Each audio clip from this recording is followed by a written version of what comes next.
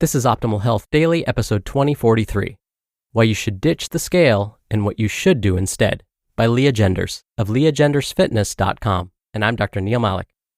Welcome back to Optimal Health Daily, where I read to you from some of the most popular health and fitness blogs out there, with permission from the websites, and always with a bit of my commentary at the end. And with that, let's get right to the post as we optimize your life. Why You Should Ditch the Scale and What You Should Do Instead, by Lea Genders of leagendersfitness.com. You know the feeling all too well. You did great last week. You worked out hard, really hard. You worked out even when you didn't feel like it. Your food diary was glowing with good choices. You meal prepped like a boss. You skipped the lunch out with coworkers at the burger joint, packed a salad every day, and ate a balanced, healthy dinner every night. You skipped the candy jar and passed on the birthday cake. You killed it. But then you stepped on the scale, and the number flashing up at you seemingly wasn't reflecting all your hard work from the week. Your heart sinks. What gives? It takes time. A healthy weight loss goal is 1 to 2 pounds per week on average over time. Any more than 2 pounds per week, and you're likely losing muscle along with fat, which can be detrimental to your metabolism. A 1 to 2 pound per week goal doesn't mean that you should expect to lose 2 pounds every single week. Weight loss rarely happens in a straight line. With exercise and a small reduction in calorie intake, you can probably expect to lose between 12 to 20 pounds within a 12-week period, and that's an average. That doesn't mean there won't be weeks when you don't lose any weight, or even gain a pound on the scale. The important thing is to watch the downward trend over time, rather than obsessing over the number week to week. Practice patience and consistency. Life is not a 12-week challenge. This isn't The Biggest Loser. This is your life. News stories were reporting, by the way, that most of those contestants put the weight back on anyway, due to the unhealthy way they lost it. Ditch the scale if you focus too much on the number on the scale from week to week. Here's what you should do instead. Be consistent with your healthy habits and lifestyle changes. Focus on the process. Give it time. Weight loss versus fat loss. The problem with focusing too much on a goal weight is that the scale only tells one small piece of the story. A mistake that a lot of people make is that they focus on weight loss rather than fat loss. Muscle and fat weigh exactly the same, of course. 1 pound of fat equals 1 pound of muscle. However, muscle is much more dense and takes up a lot less space in your body. If you are losing fat but gaining muscle, the number on the scale may stay the same, but you may wear a smaller pant size. Focus on fat loss and lean muscle gains. Alter your body composition by exercising and eating healthful foods. If you lose too much weight too quickly, you're almost certainly losing lean muscle along with fat. Someone who is too focused on scale weight may be thrilled to see a lower number, but the truth is, it could be a bad thing if they're also losing muscle. Ditch the scale if you are more worried about weight loss than fat loss. And here's what you should do instead. Forget weight loss and focus on fat loss. Track your fat loss progress by measuring your body fat percentage and taking body measurements. Perform weight-bearing exercises to build and preserve lean muscle, and do a mixture of moderate and high-intensity cardiovascular exercises to help burn fat. Non-scale victories. Some people decide on an arbitrary number they want to reach on the scale and won't be satisfied until they reach it. But you can't bully your body into cooperating with your unrealistic goals. If we focus on fat loss and other non-scale victories, then we can find success regardless of the number on the scale. How do you feel?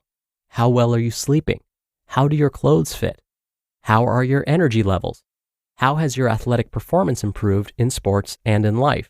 Can you carry the groceries from the car to the house without trouble?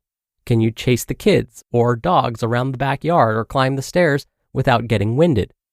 These are all non-scale victories that deserve to be celebrated. What if you had positive responses to all these questions, but your scale weight stayed the same? That would be great because it would prove that your hard work is paying off.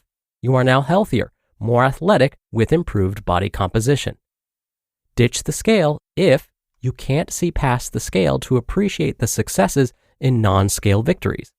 What you should do instead is to keep track of non-scale improvements as diligently as you are watching your scale weight. In the end, the number doesn't matter. It's great to have fat loss goals and fitness goals, but picking a number that you think you should weigh and then going after it by any means necessary is unhealthy. A healthier alternative is to learn to love movement, healthy foods, and find joy in the process and see where it takes you. People who have a healthy relationship with the scale should continue to use it as one of the many tools they use to track progress. However, if you struggle with the scale or become obsessed or discouraged with your scale weight, then I recommend you ditch the scale and never look back. You just listened to the post titled, Why You Should Ditch the Scale and What You Should Do Instead by Lea Genders of leagendersfitness.com. We can all think of one or two influential people in our lives that have truly changed us for the better. But have you found that person for your company? Well, now you can with Indeed. Indeed is the hiring platform helping over 3 million businesses worldwide to do it all. Don't spend hours on multiple job sites looking for candidates. Over 80% of Indeed employers find quality candidates the moment they sponsor a job. I especially love Indeed's Instant Match feature because candidates you invite to apply through Instant Match are 3 times more likely to apply to your job than candidates who only see it in search, according to US Indeed data. Indeed knows that finding people with the right skills makes all the difference when you're a hiring team of one. Visit Indeed.com/health to start hiring now. Just go to Indeed.com/health. Indeed.com/health. Terms and conditions apply. Cost per application pricing not available for everyone. Need to hire? You need Indeed. Dr. Neal here for my commentary. Mark Twain supposedly once said, quote, "Quitting smoking is easy. I've done it 1,000 times." End quote. Brilliant, right? Couldn't we say the same about weight loss? We've lost weight thousands of times. We just may not have been able to keep it off. Or as today's author Lea mentioned, maybe it wasn't the specific type of weight we wanted to lose. We lost water weight or muscle and not body fat. Losing body weight isn't the problem then, because we can do it. It's losing the right amount and the right type. Based on all of the studies we have right now, what we found is the best way to go about losing the right type of fat and the right amount of it is to think slow and consistent. Find an eating pattern that you enjoy and can stick to. Within that eating pattern, try to incorporate 5 to 9 combined servings of mostly non-starchy vegetables. Stop eating when the hunger goes away instead of when you start to feel full. Find movements that you enjoy and try to accumulate at least 30 minutes of that movement each day. These steps will help get that weight loss process going and hopefully keep it going over the long term too. This is because when you do the things that you like, that fit your lifestyle, it doesn't feel like work. And to go back to Mark Twain's quote, habits aren't really that easy to form or to break. Consistency over time is what's key. All right, that'll do it for today. I'll be back here tomorrow for our usual Friday Q&A, so definitely stay tuned for that, where your optimal life awaits.